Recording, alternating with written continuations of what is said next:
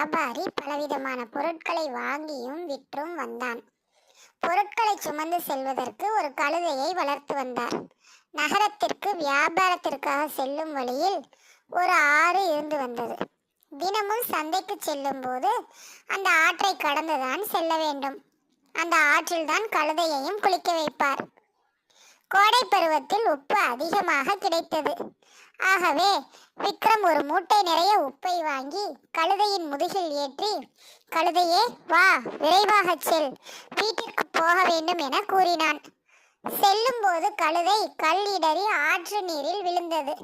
முதுகில் இருந்த மூட்டையும் ஆற்று தண்ணீரில் மூழ்கியது.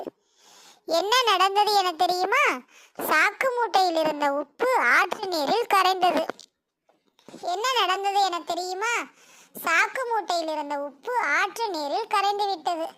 கழுதை மீண்டும் எழுந்தபோது முதுகில் உள்ள மூட்டையின் சுமை பாரம் கணிசமாக குறைந்துள்ளதை கழுதை உணர்ந்தது.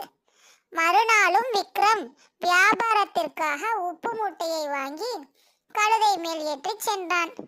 வழக்கம் போல ஆற்று நீரை கடக்கும் போது, இன்றும் நான் நேற்றை போல ஆற்று நீரில் விழுந்தால் எனது முதுகில் உள்ள பாரம் குறையும் அல்லவா என கழுதை நினைத்தது. ஆற்றிலும் விழுவது போல் நடித்து மூழ்கி எழுந்தது. பாரம் குறைந்ததால் உற்சாகத்துடன் சென்றது.